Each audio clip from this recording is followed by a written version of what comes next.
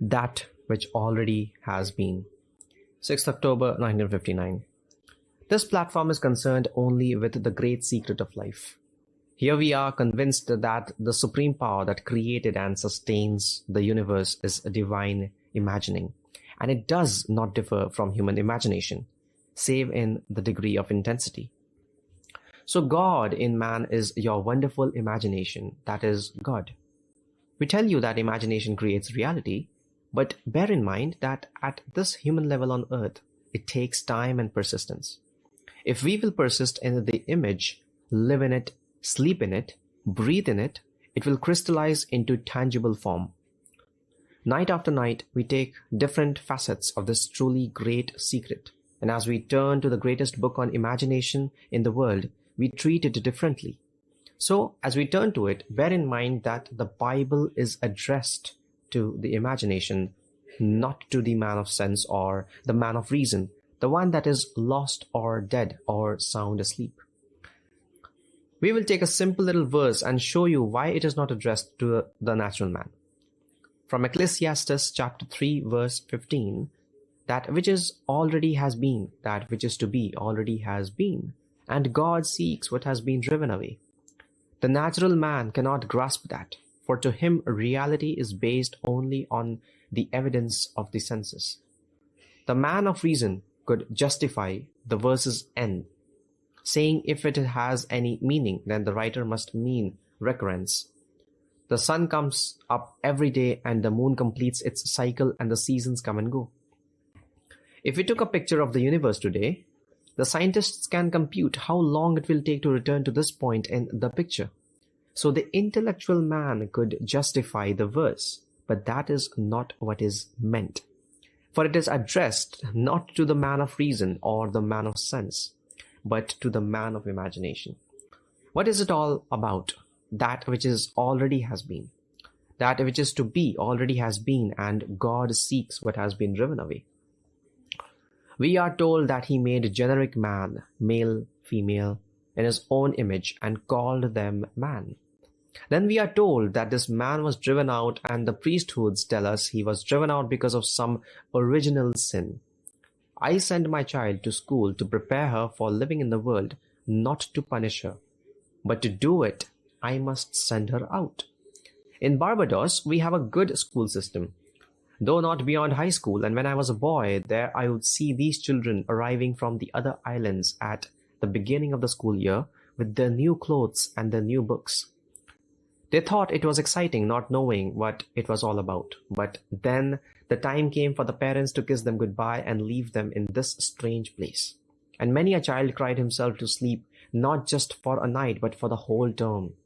Such was their homesickness and loneliness. But the parents did it in love and left them there. Many sent their children on to England for still higher education at great price. And they could not afford to bring them home for vacations, so they had to wait years to see them again. But they did it in love and only love. An infinite being of love did the same thing to us. We were dead, we were fully made and perfect, but we were like the statue of Galatia.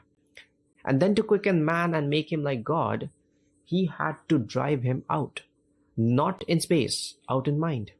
So God became man, the thing that was dead, and to do it, he had to lower himself to this level, which in comparison to the higher states would be called dead. This garment of skin you wear has been long in preparation for the Son of God. We are told, and he clothed them in garments of skin. It is for schooling purposes. Why are we here? To make images? The whole universe is an image of cosmic fancy. We are learning, so we begin with the simplest things: a job, a new home, a change in environment. We do it in the same way as our fathers did it. But this is a classroom, so we make mistakes. But the fault is not ours, for we are not yet awake. There was the perfect system existing for its creator, and then God set free certain portions of it, and so he prepared the way for his banished ones to return. God seeks what has been driven away, so that he may say, "This my son who was dead and is alive again." So we are the one that he is seeking. There is something hidden in the coat of skin that he is seeking. We must get beyond the senses and begin to create. So I say to everyone that we must start the art of creating, no matter how simple or how big the thing is. No matter what it is that is creating. We create by faith, and faith is belief in the thing not yet seen. We create by assembling an image that implies we now have what we want in this world. And if we are faithful, we bring it to pass. And as we do it, we begin to move through this labyrinthine way for the return of his Son. Whom God has afflicted, he will comfort and call his friend. So if you are hurt, do not believe that it was because of what you did in the past. No. We pass through the fixed labyrinthine ways that he has prepared for the return of his Son. So the Son finally awakens and he walks with me through the whole roadway of these states. You can create anything in this world if you know who you are, and if you do not know, that is why these platforms exist, to teach you. For we are all interlaced. You may think you are insignificant, you may even be in jail, but even behind bars you're creating, and you need not remain in jail if you know who you are. Have you ever flown over a lake or over the ocean? A friend recently flew in from San Diego. He had been in the Navy and he had always owned boats, but he had never been observed. What he saw now from the air. He was on the ocean side as the plane took off from San Diego, and looking down he saw this little 30-footer coming in the opposite direction. He noticed that the wake of this little ship and watched it widen, and nothing interrupted it. When his plane turned inland, he was flying at 300 miles per hour.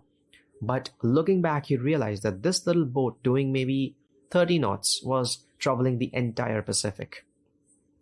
As far as the eye could see, this wake was moving and nothing could stop it, and the occupant of that boat was totally unaware of what he was doing. We are all like that. You think you can imagine and not affect others? It is like the wake. In time, it encompasses the whole world. It starts as a little V, but it grows wider and wider. Everyone will be in some way influenced by my pattern. If one knows what he wants for himself or for others and remains faithful to it, he does not have to ask, who will help me? For every person who must play a vital part will play it to make possible the fulfillment of that dream. A lady said to me the other night, "Look at my hands. A week ago they were blistered as if with acid. Now there is no scar. But it took me 5 days of revision to bring about what you are seeing. For unnumbered days prior to this, nothing happened. But 5 days of revision brought this about. She produced in her own body this change." This seems stupidity to the rational man. To the Greek, it is foolishness, and to the Jew, a stumbling block.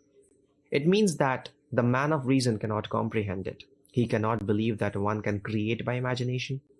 The way is prepared for you, for there are unnumbered states, and we can create states to deliver others and pull them out of those into which they have fallen.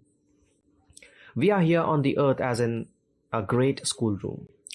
We were not sent here to be punished, but to learn to become creators like our Father. There is no original sin, for God made the decision to send me to school. In fact, I was dead. I existed only for God, the creator of the perfect system, and then came the decision to subject me to this schoolroom in the hope I would be set free in the glorious liberty of the sons of God. Given the choice, what child would go to school? But loving the child, the parents subject it to that training. How many years are taken from children's life and given it to learning? It is the same with us, only it is a vaster school. So let no one tell you that you did anything wrong in being born. These coats of skin were prepared for us, for they help man, the invisible reality, to become conscious. And then some certain teachers sent by God tell them of the only value in the world, a finer job, better health, then try to create it. Failure does not matter. You are learning. If you persist, you will win. You create by faith. By faith, the worlds were made and sustained. Things that are made from things that do not appear. So what would be like if you were the man you want to be? See the world as you would like to see it.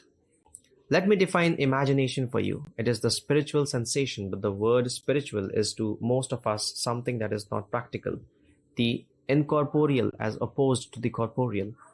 But imagination is the power to perceive what is absent from the senses. Take a rose, there is not one here, but right now, could I sense it in any way?